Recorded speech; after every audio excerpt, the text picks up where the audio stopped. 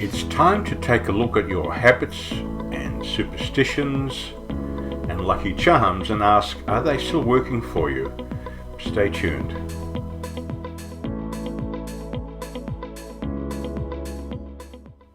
Hi, this is Les Posen, clinical psychologist, FlightWise Fear of Flying. Welcome to the channel. It's the end of February as I record today, and tomorrow in Australia marks the commencement of autumn, or what our North American friends would call the fall season, because the leaves fall, I suppose. It marks the end of summer for us here, but we still get some quite hot days in March, 35 centigrade and upwards.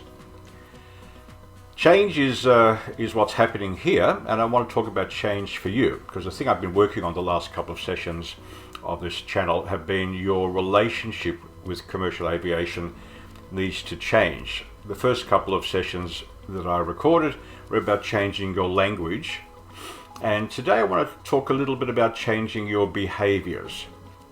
There are a lot of behaviors that you would be eliciting or giving out when you contemplate flying, or when you're at the airport, or when you're on board a plane, which have now become quite automatic. Normally, behaviors that are automatic we call habitual or habits.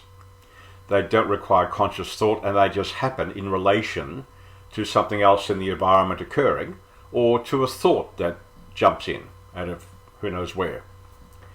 We want to change some of those habits, because if you're watching this channel concerned about your fear of flying, my guess is those habits, which may have started off as a useful addition to your behavioral repertoire, as we call it, are no longer useful and are making your flying worse. So we want to change over some of those habits and introduce what's called new habits, or more accurately in our lingo in clinical psychology, new learning, or even more accurate, inhibitory learning. What we're trying to do is inhibit the old habits which are no longer useful, may have been at one stage, but are now proving to be not just unuseful, but interfering with your quality of life, because they're interfering with your quality of flying, perhaps even stopping you from flying altogether. Can we distinguish for a moment? There's habits, there's rituals, and there's superstitions, and they can sometimes all come together. In clinical psychology, we often refer to these as avoidance behaviors or as safety behaviors. Somewhere along the way, we've connected up doing certain behaviors with feeling safer. In objective terms, we're not any safer at all. As a for instance, I can only sit in the aisle seat. I must avoid the window seat. Because it's more dangerous in the window seat? Well, no, you might be able to cite me figures that say in a crash you're more likely to, that's all kind of nonsense stuff. Doesn't make sense to me at all. It's more about avoiding the discomfort of maybe glancing out the window and acknowledging I'm 7 miles up in the air. That thought is very concerning to me. Okay? And if we had a session together, I would pursue with you, what is the concern about this? What is the level of danger here? Have you come to this conclusion? What is the reality of being 32,000 feet or 35,000 feet above sea level? Because if you go and talk to pilots, they'll say the higher up we are within a certain envelope, the more efficiently the plane flies in terms of fuel usage and the avoidance of lower level weather. Somebody else might say, I can't sit in a middle seat. I get claustrophobic, squeezed in. And that's could be a preference. I have a preference in my United and my Qantas profile, because I'm a frequent flyer. I have in there preference for aisle. If my flight in which I had an aisle seat was cancelled, and I'm now squeezed into a next flight, and I really need to get to my destination, otherwise it's the last flight of the day, and they said, Les, we need to get you to Sydney, but we've only got a middle seat for you, not my preference, I'd say, okay, get me there. Fine, I can handle it for an hour. On the other hand, it was Melbourne to Los Angeles direct, and there was an error, whatever else, I'm stuck in the middle seat and they can't move me, I probably would say, put me on the next day. and upgrade me too for your mistake. So I want to make sure we understand the difference between preference and safety behavior, which is I can't do this because I would feel so uncomfortable. The safety is about avoidance of discomfort rather than the avoidance of an unsafe situation, but we can often get the two things tied together.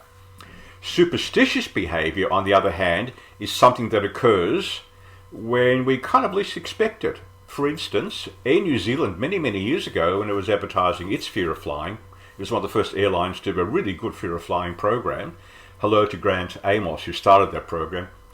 Congratulations, I think you turned 72 this week or something. They used to advertise saying, with a quote from a frequent flyer or a fearful flyer saying, "I only wear green underwear when I fly. I've always had a good flight." In other words, I've always had a safe flight. And so you connect up green underwear with safety. That's a funny one, but it's true. I've had people like that as well. But oftentimes it's something like, I can't travel unless I've got my father's St. Christopher's medal, patron saint of travel. What happens if you forget that behind? Oh my God, I'm now going to be so worried. These things are called talismans, of course. They're safety objects. They're objects that can be included in religious rituals, if you like.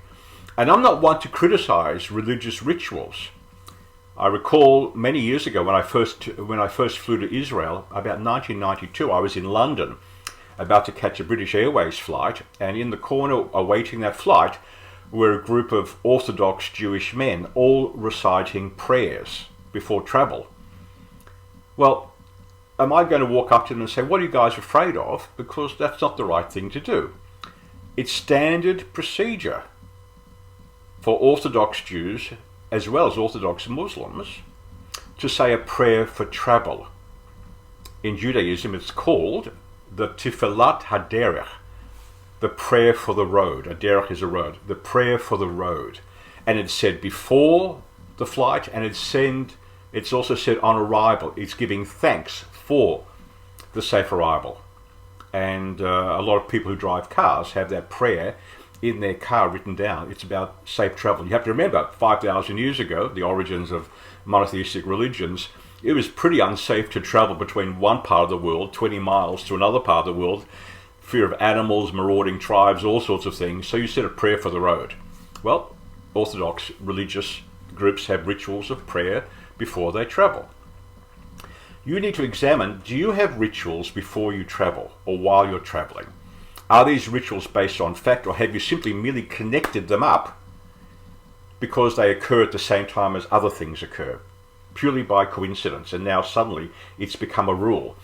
If you think about it, circus trainers of animals have been using animals' capacity for superstitious behavior to train animals by shaping up and rewarding little bits of behavior until the animal can perform quite complex routines. If you watch any of those sort of Britain's Got Talent and America's Got Talent, and you see dogs doing all sorts of really interesting things with their owner on stage, where everyone's going, wow, look at that. That's all shaping behavior, using cues, voice, movement, clickers, and of course, ultimately food, which they're not going to use on stage, but to train the dog up. Okay? That's a form of superstitious behavior. The dog's reward, in this case, is the owner looking at it going, good boy, well done, pat, pat, pat. Okay? You've got to do the same for yourself by rewarding yourself with a well done, good work. So one of the habits I want you to start to think about breaking is when you land, rather than saying, thank God that's over, unless you're an observant person and you say a formal prayer for safe arrival, leave that aside. But if you're not that way, and you simply thank God that's over with, you're actually reinforcing, I shouldn't have been here in the first place. And I was just lucky I got here. We don't want to reinforce that. You want to be saying a new phrase, a new habit to get into, which is, I did it, well done, I applied all the new things that I'm learning on Les's channel, and I'm getting somewhere. I'm looking forward to repeating this exercise when I fly home. Okay? So we've got rituals. Look at the other rituals that you're using, the things that you wear, the things that you carry with you.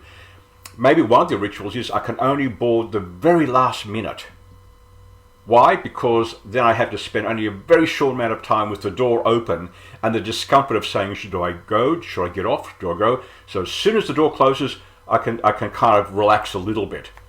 When I fly with such patients, and we've organised this, I almost always get them to sit in row 1 at the very front with the door sitting right there, and we board early so they can work with this discomfort of wanting to get off and then forcing themselves to say no.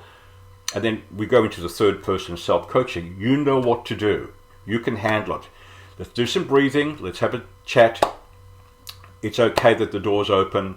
It's a good reason for the door opening. Let's watch as they close it and seal inside. And there's a whole set of rituals that the airline itself goes through.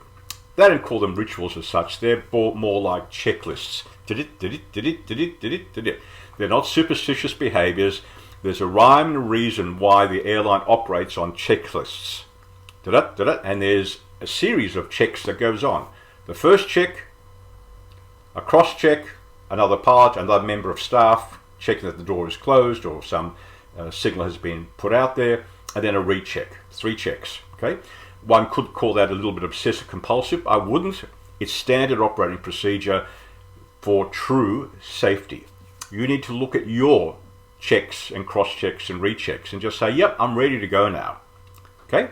And one of those basic rechecks I want you to have a think about, for those of you who've got issues of control and say, I must have control. When you walk on board that plane, you take your seat, it's your choice to be able to say, I now take control of when I say to myself, I no longer need to control everything that's happening around me. I have trust in the professionals around me to do their job. I will do my job and be a good passenger. We'll get into that, what it means to be a good passenger, in another session.